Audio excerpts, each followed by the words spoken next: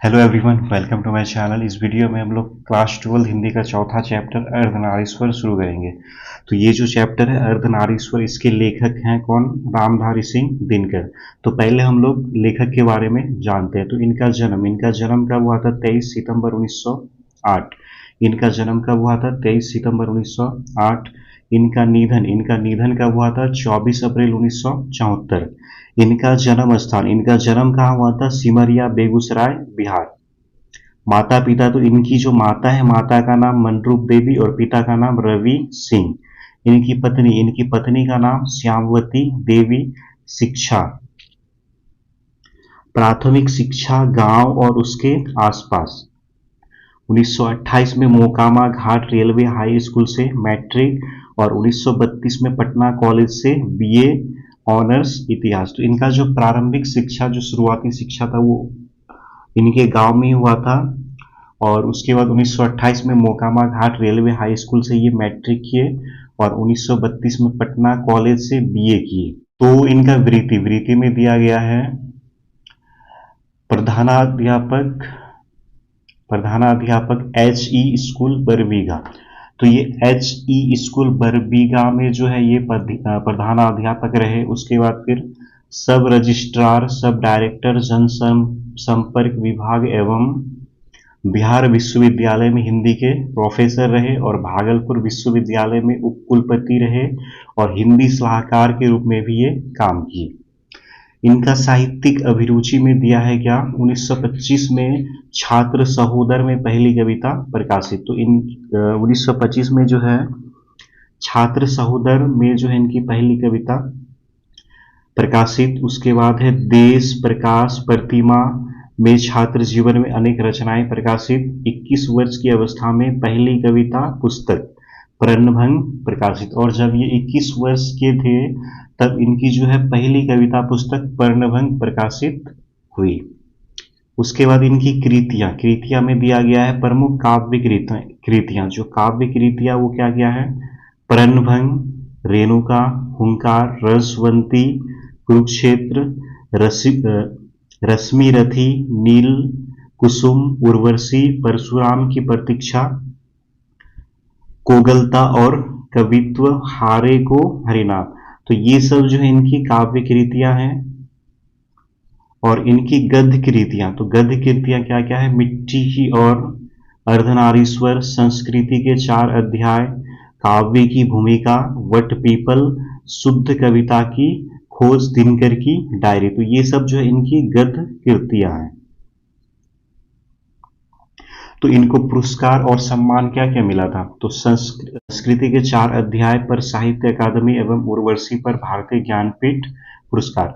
तो इनको संस्कृति के 4 अध्याय के लिए साहित्य अकादमी पुरस्कार मिला था और उर्वशी के लिए भारतीय ज्ञानपीठ पुरस्कार। राज्यसभा के संसद, उसके बाद पद्म भूषण एवं कई अलंकारों से सम्मानित और इनको जो है राष्ट्र कवि के रूप में भी समादृत। तो कहानी जो है, कहानी का नाम क्या है? अर्धनारीश्वर। तो अर्धनारीश्वर का अर्थ क्या होता है? आधा नर और आधा नारी। तो इसमें दिया गया है अर्धनारीश्वर शंकर और पार्वती का कल्पित रूप है जिसका आधा अंग पुरुष का और आधा अंग नारी का होता है।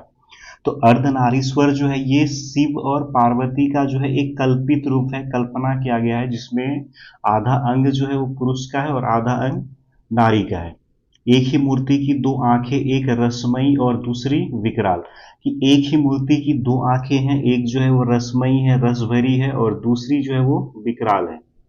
एक ही मूर्ति की 2 भुजाएं, एक त्रिशूल उठाए और दूसरी की पहुंची पर चूड़ियां और उंगलियां अलकत से लाल। तो एक ही मूर्ति की 2 भुजाएं हैं, एक में जो है त्रिशूल लिए हैं और दूसरी में जो है चूड़ियां है और उंगलियों में अलकत जो है उससे लाल है। एवं एक ही मूर्ति के 2 पांव, एक जारीदार साड़ी से आवृत और दूसरा बाघंबर से ढका हुआ। और एक ही मूर्ति के जो है 2 पांव है, एक जो है वो जरीदार साड़ी से आवृत है तो दूसरा बाघंबर से ढका हुआ है। एक हाथ में डमरू, एक में बीना परम उदार, एक नयन में गरल, एक में संजीवन की धार, जटाजूट में लहर पुण्य की शीतलता सुखकारी, बालचंद्र दीपित त्रिपुंड पर बलिहारी बलिहारी। तो ये जो अर्धनारीश्वर जो है ये शंकर और पार्वती का जो एक कल्पित रूप है, जिसमें जो है आधा अंग पुरुष का और आधा स्त्री का है। एक ही मूर्ति के दो आंखें, एक जो है रसमयी है तो दूसरी विकराल है। एक ही मूर्ति के दो भुजाएं हैं, एक में त्रिशूल है तो दूसरी में चूड़ियां हैं, उंगलियों में अलकत से लाल हैं। और एक ही मूर्ति के दो पांव है, एक जो है साड़ी से आवृत है तो दूसरा बागंबर से ढका हुआ है। एक हाथ में डमरू है तो एक हाथ में वीणा है। एक नयन में गरल तो एक में संजीवन की धार है। और जटाजूट में लहर पुण्य की शीतलता सुखकारी, बालचंद दीपित त्रिपुंड पर बलिहारी बलिहारी।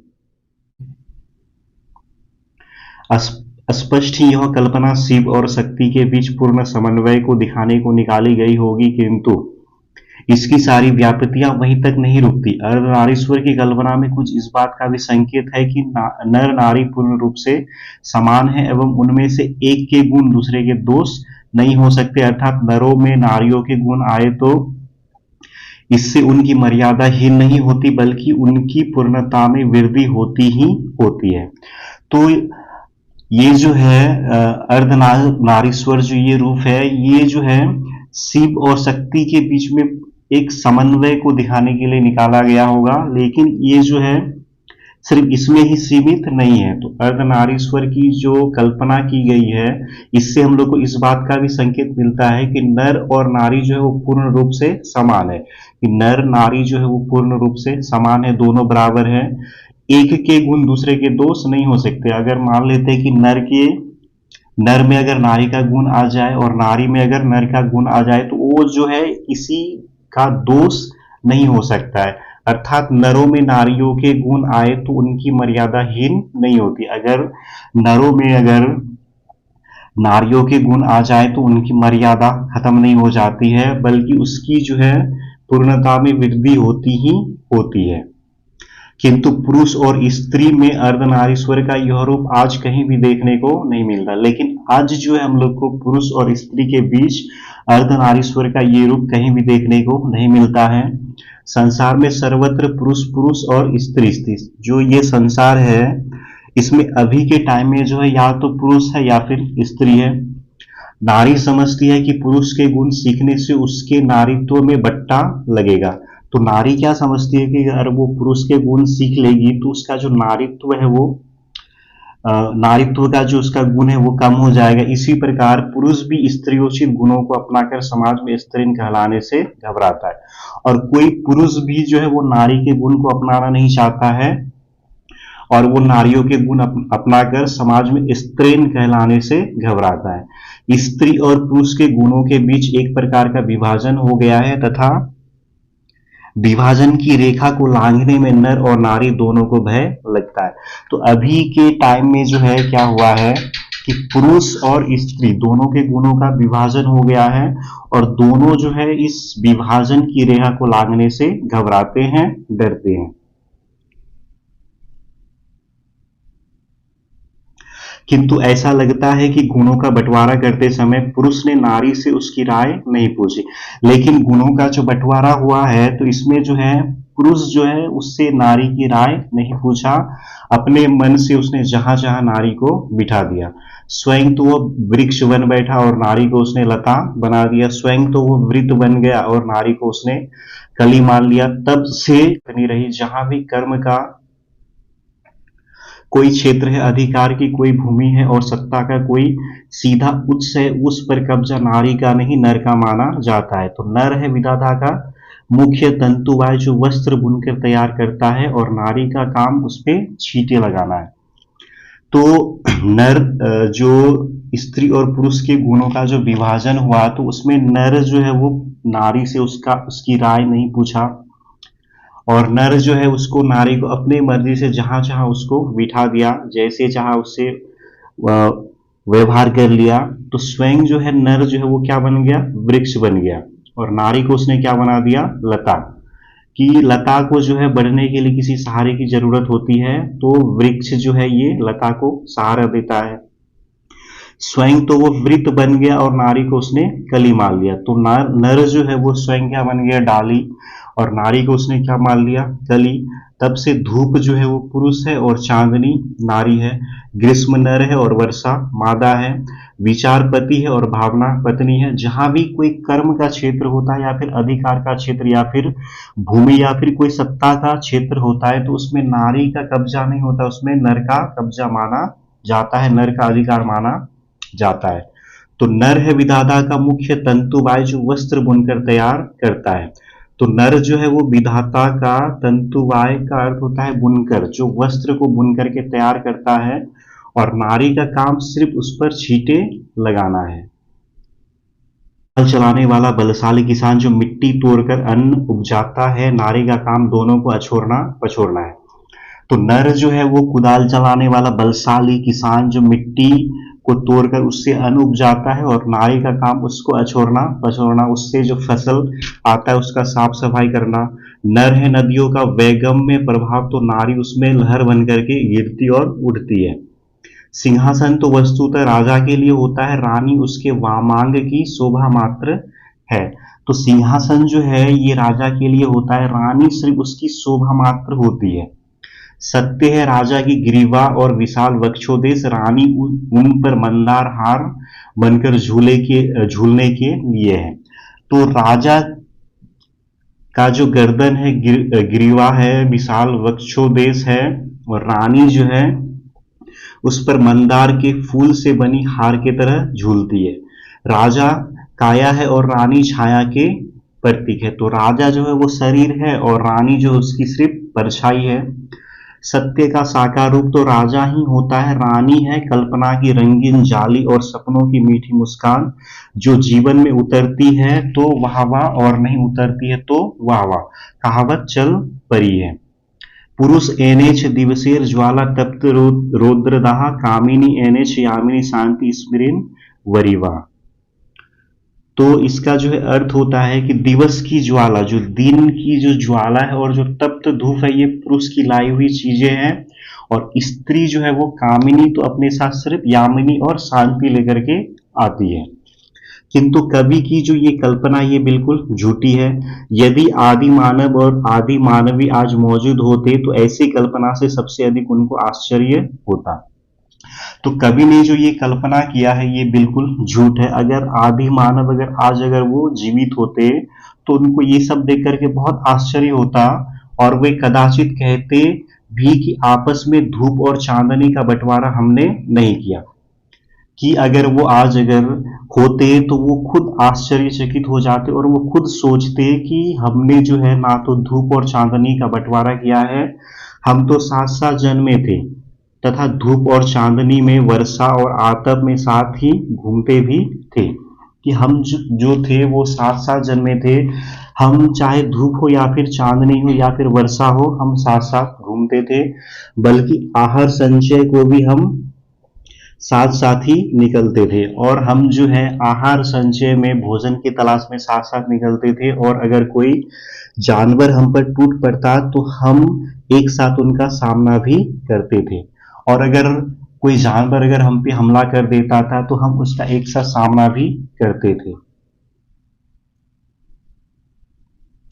उन दिनों नर बलिष्ठ और नारी इतनी दुर्बल नहीं थी, न आहार के लिए ही एक को दूसरे पर अवलंबित रहना पड़ता था। तो जब मनुष्य जो था वो आदि मानव था, तो उस समय नर और मादा, तो नर जो है वो ना तो इतना बलशाली था ना ही बलिष्ठ था, और नारी इतनी दुर्बल थी जो आज के टाइम में बन गई है, और ना ही किसी को आहार के लिए एक दूसरे पर निर्भर रहना पड़ता था। नारी की पराधीनता तब आरंभ हुई जब मानव जाति ने कृषि का आविष्कार किया। तो नारी की जो पराधीनता है, नारी की जो हार है, वो कब से शुरू हो गई, जब मानव जाति ने किसका आविष्कार किया, कृषि, जिसके चलते नारी घर में और पुरुष बाहर रहने लगा। तो जब से मानव जाति ने कृषि का आविष्कार किया तब से जो है नारी घर में रहने लगी और पुरुष जो है बाहर रहने लगा। यहां से जिंदगी दो टुकड़ों में बट गई, और यहीं से जो है जिंदगी वो दो टुकड़ों में बट गई। तो घर का जीवन सीमित और बाहर का जीवन निस्सीम होता गया एवं छोटी जिंदगी बड़ी जिंदगी के अधिकाधिक अधीन होती चली गई नारी की पराधीनता का यह संक्षिप्त इतिहास है। तो नारी की पराधीनता का संक्षिप्त इतिहास, उसका इतिहास क्या है कि जब मानव जाति में कृषि का आविष्कार हुआ तब से जो है ये जिंदगी दो हिस्सों में बट गई। नारी जो वो घर पे रहने लगी और पुरुष बाहर रहने लगा। तो घर का जो ये जीवन है ये बिल्कुल एक सीमित जीवन है और बाहर का जो जीवन है ये असीमित है। इस तरह से जो है नर और नारी दोनों का जिंदगी जो है अलग अलग भाग में बढ़ गया और यही जो है नारी के पराधीनता का एक इतिहास है। तो नर और मादा पशुओं में भी थे और पक्षियों में भी, किंतु पशु और पक्षियों ने अपनी मादाओं पर आर्थिक परावस्था नहीं ला दी, लेकिन मनुष्य की मादा पर यह पराधीनता आप से आप लग गई। तो नर और मादा पशु पक्षियों में भी होते हैं, लेकिन पशु पक्षियों में इस तरह का भेदभाव नहीं होता है और मनुष्य में जो है मादा पर ये जो है पराधीनता वो अपने आप ही लग गई और इस पराधीनता ने नर और नारी से वह सहज दृष्टि भी छीन ली जिससे नर पक्षी अपनी मादा को या फिर मादा अपने नर को देखती है। कृषि का विकास सभ्यता का पहला सोपान था, किंतु इस पहली ही सीढ़ी पर मनुष्य सभ्यता ने मनुष्य से भारी कीमत वसूल कर ली।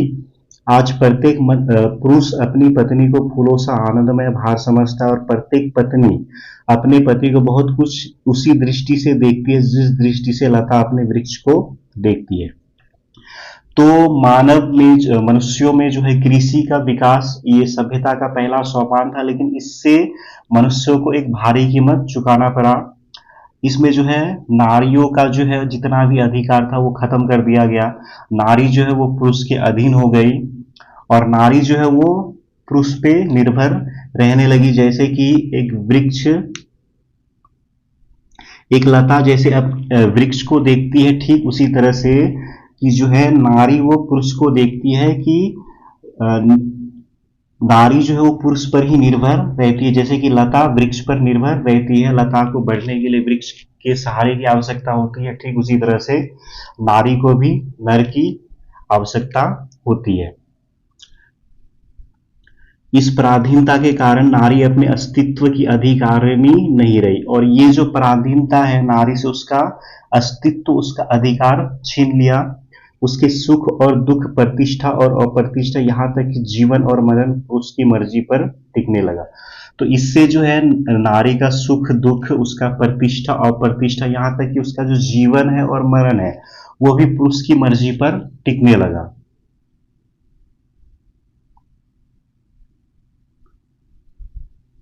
उसका सारा मूल्य इस बात पर जा ठहरा कि पुरुषों को उसकी कोई आवश्यकता है या नहीं।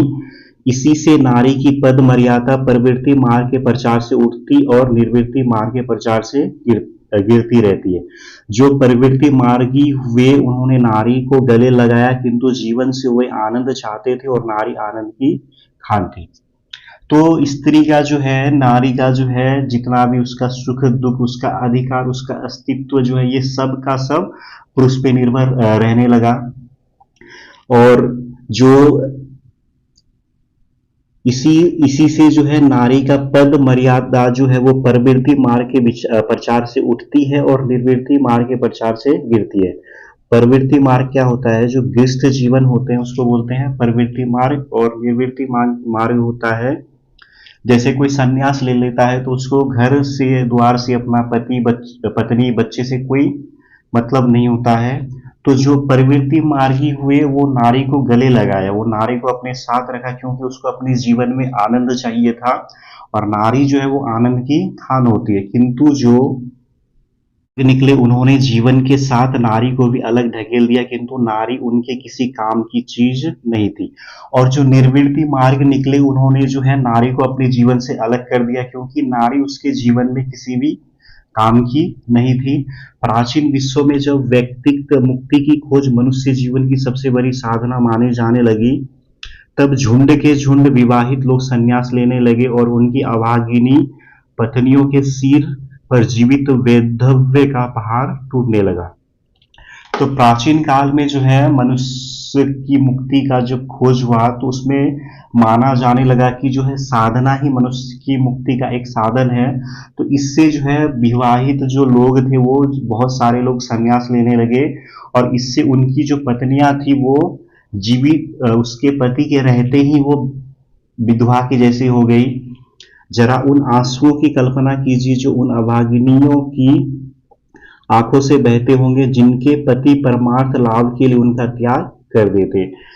तो इस तरह से जो है नारियों पर जो दुखों का जो पहाड़ टूटता था, उनकी आंखों से जो आंसू बहते थे, उनके जो पति है वो अपने लाभ के लिए, अपने मुक्ति के लिए उनका त्याग कर देते थे। जरा उस बेबसी को भी ध्यान में लाइए जो इस अनुभूति से उठती होगी कि आखिर जो संन्यास लेता है वो निष्ठुर है, कायर है और कठोर नहीं, बल्कि पुण्यात्मा, साहसी और शायद सबसे बड़ा वीर है। और हाय री नारी जो इन परिस्थितियों से हारकर स्वेच्छा अपने आप को सचमुच ही पुण्य की बाधा और पाप की खान मानकर पछाड़ खाकर रह जाती थी। बुद्ध और महावीर ने कृपा करके नारियों को भी भिक्षुणी होने का अधिकार दिया था, किंतु यह अधिकार भी नारी के हाथ सुरक्षित न रह सका। जैनों के बीच जब दिगंबर संप्रदाय निकला तब धर्माचार्य नारियों की भिक्षुणी होने की बात से घबरा उठे और धर्म पुस्तक में उन्होंने एक नए नियम का विधान किया कि नारियों का भिक्षुणी होना व्यर्थ है। तो इस तरह से जो है पुरुष जो है वो संन्यास ले लेता था, तो जितनी भी घर की जिम्मेदारियां हैं वो सब स्त्री पे आ जाती थी। वो किस तरह से अपने घर का, परिवार का पालन पोषण करती थी, कितना उसको कष्ट सहना पड़ता था। उसके बाद जो बुद्ध और महावीर जो है वो नारियों पे कृपा करते हैं, क्या उसको भी भिक्षुणी होने का अधिकार देते हैं। लेकिन ये भी अधिकार जो है नारियों के हाथ में नहीं रह सका। जैनों के बीच में जब दिगंबर संप्रदाय का उदय होता है तब जो है धर्माचार्य वो नारियों की भिक्षुणी होने को व्यर्थ मानने लगे। उससे वो घबरा उठे और अपने धर्म पुस्तक में जो एक नियम बना दिया कि की प्रतीक्षा करें जब वो पुरुष योनि में उनका जन्म होगा। जब वे पुरुष योनि में जन्म लेंगी तभी वो संन्यास ले सकेंगी और तभी उनको मुक्ति भी मिलेगी। और बोध ने भी एक दिन आयुष्मान आनंद से इस पश्चाताप के साथ कहा कि आनंद, मैंने जो धर्म चलाया था वह 5 सहस्त्र वर्ष तक चलने वाला था, किंतु अब वह केवल 500 वर्ष चलेगा, क्योंकि नारियों को मैंने भिक्षुणी होने का अधिकार दे दिया है।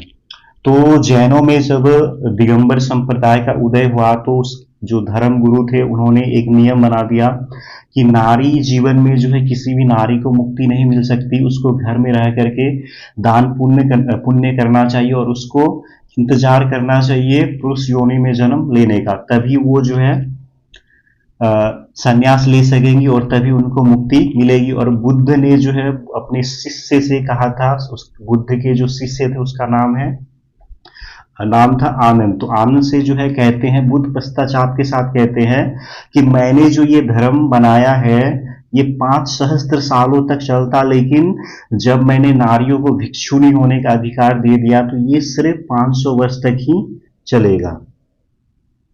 धर्म साधक महात्मा और साधु नारियों से भय खाते थे, और साधु जो होते थे वो नारियों से भय खाते थे। विचित्र बात यह है कि इनमें से कई महात्माओं ने तो विवाह भी किया और फिर नारियों की निंदा भी की। कबीर साहब का एक दोहा मिलता है। तो इनमें से कुछ जो महात्मा, जो साधु थे, उन्होंने विवाह भी किया, वो शादी भी किए, विवाह भी किए, लेकिन फिर भी उन्होंने नारियों की निंदा की। तो इसमें जो है कबीर का एक दोहा मिलता है, नारी तो हमहु करी तब ना किया विचार, जब जानी तब परिहारी नारी महाविकार। तो कबीर का जो ये दोहा है, तो इसमें कबीर कहते हैं कि नारी से विवाह किए उस समय तुमको विचार नहीं आया, और जब तुमको विचार आया तो तुम कहते हो कि जो नारी है वो विकार है, नारियों की निंदा करते हो। तो नारियों की यह अवहेलना हमारे अपने काल तक भी पहुंची है। वर्णाढ़ ने नारी को अहेरिन और नर को अहेर माना है। तो नारियों की जो ये अवहेलना है ये हमारे काल तक भी पहुंच चुकी है, अभी के टाइम में भी ये पहुंच चुकी है। और वर्णाढ़ जो है ये क्या कहते हैं कि नारी को वो क्या कहते हैं, अहेरिन, और नर को वो क्या कहते हैं, अहेर। तात्पर्य यह है कि अहेर को अहेरिन के पास से बचकर चलना चाहिए। बहुत नीचे के स्तर पर कुछ ऐसी ही प्रतिक्रिया उन कवियों की भी है जो नारी को नागिन या जादूगरनी समझते हैं, लेकिन ये सब झूठी बातें हैं जिनकी इजाद पुरुष इसलिए करता है कि उसे अपनी दुर्बलता अथवा कल्पित श्रेष्ठता को दुलराने में सहायता मिलती है। तो बर्नार्ड शो का जो कहना है कि नारी जो है वो अहेरिन है और नर जो है वो अहेर। अहेर मतलब होता है शिकारी।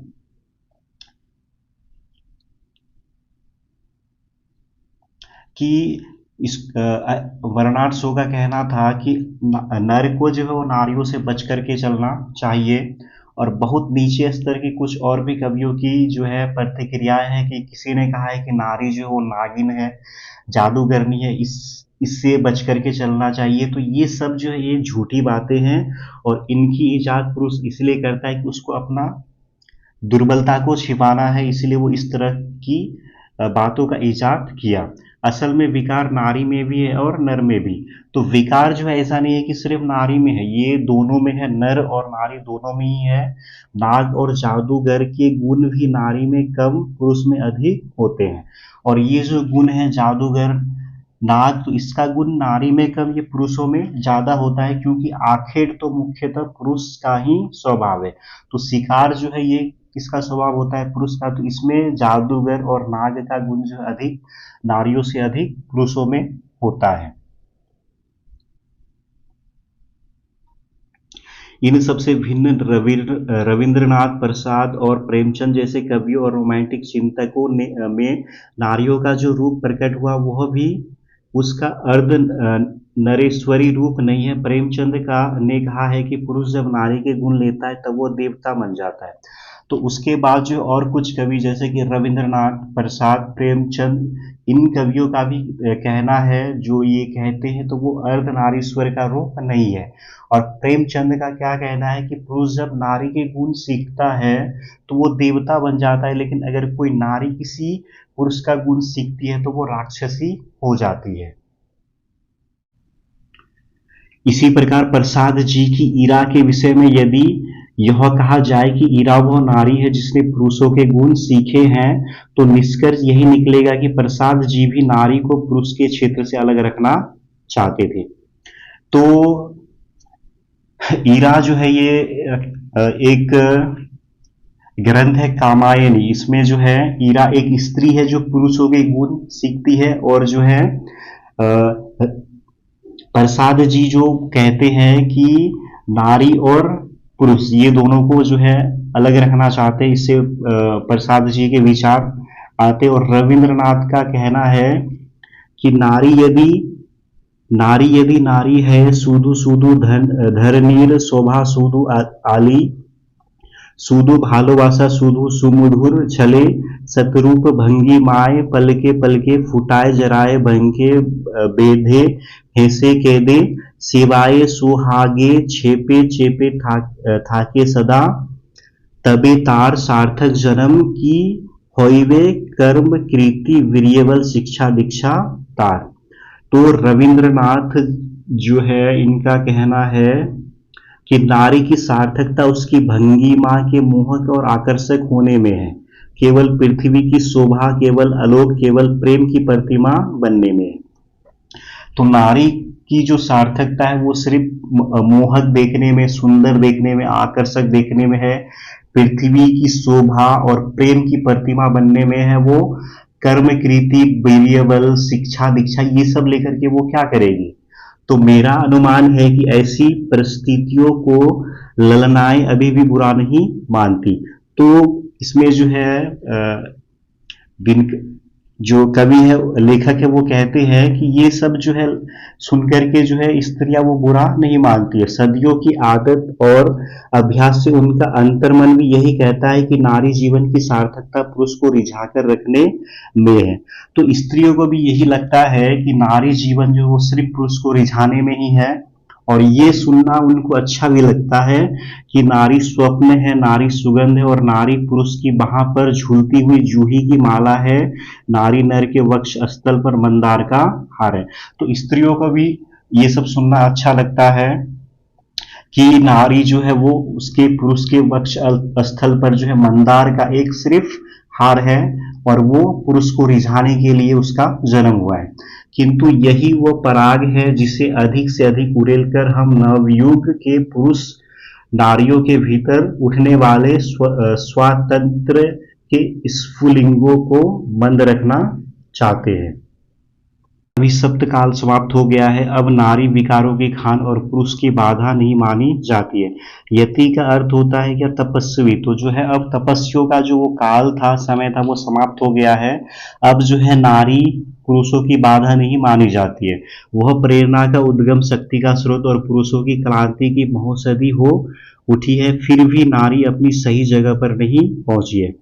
तो अब जो है नारियों को पुरुषों की बाधा नहीं माना जाता है, विकार नहीं माना जाता है। अब जो है वो प्रेरणा की उद्गम, शक्ति के स्रोत के रूप में अब जो है वो उठ रही है। लेकिन फिर भी जो है नारी अपनी सही जगह पर नहीं पहुंच पा रही है।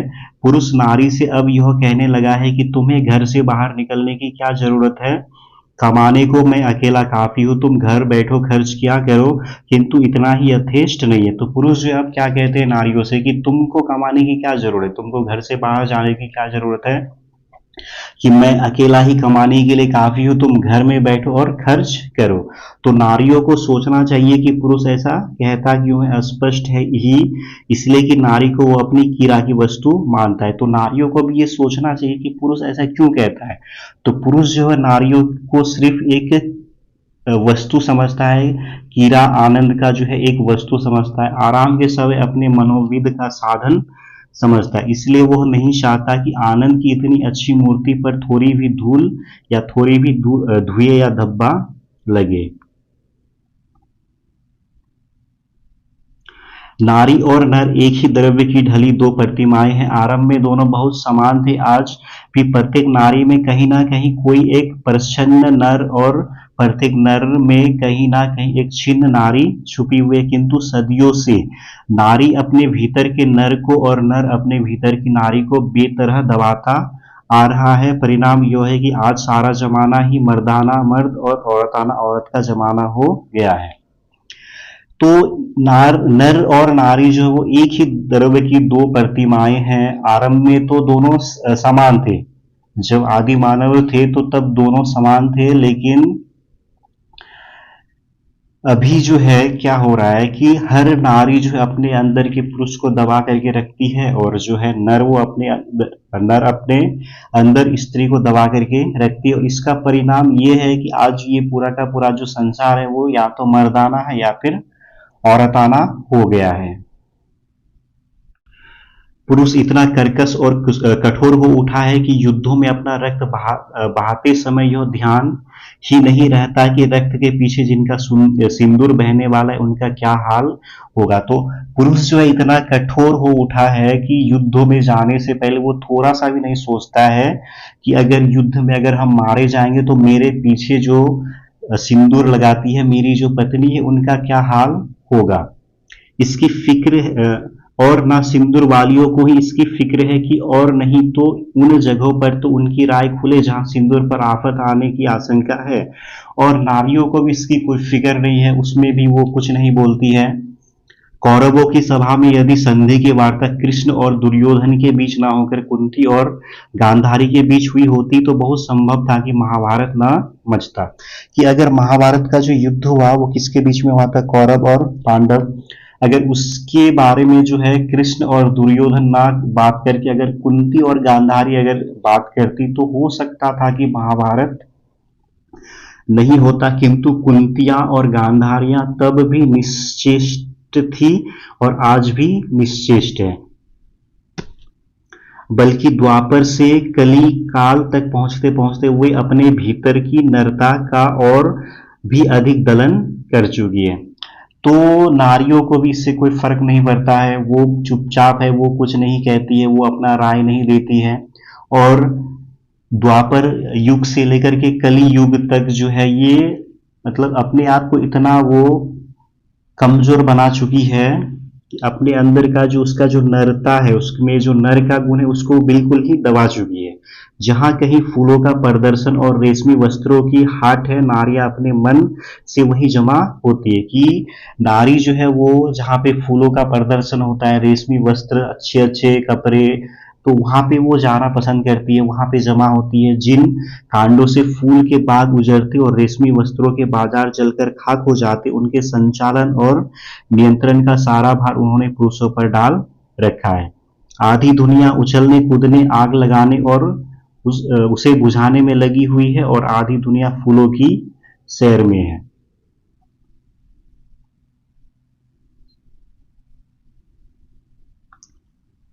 नर नारी के परचलित संबंधों का मनोवैज्ञानिक प्रभाव संसार के इतिहास पर पड़ रहा है, और जब तक यह संबंध नहीं सुधरते, शांति के मार्ग की सारी बाधाएं दूर नहीं होंगी।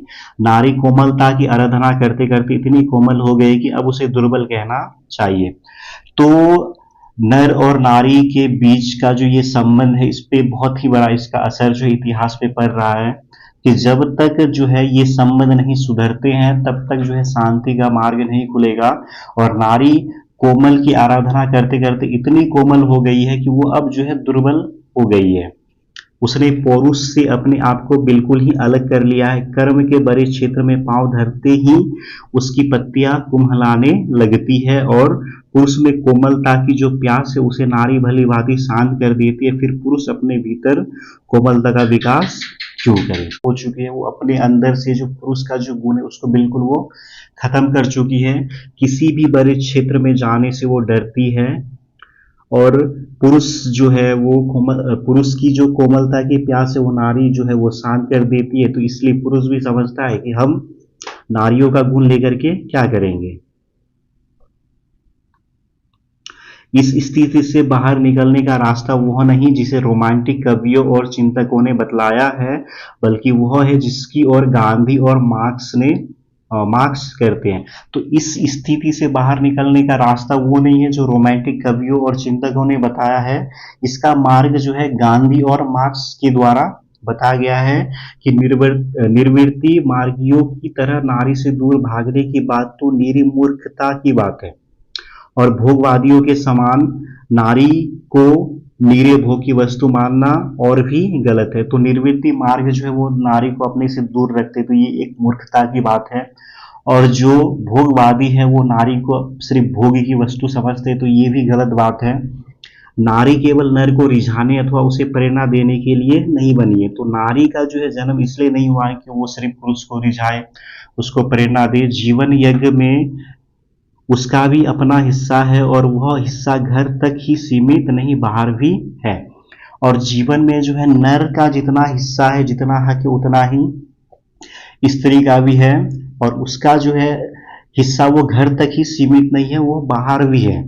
जिसे भी पुरुष अपना कर्म क्षेत्र मानता है वो नारी का भी कर्म क्षेत्र है। पुरुष जिस क्षेत्र को अपना कर्म क्षेत्र मानता है वो नारी का भी कर्म क्षेत्र है।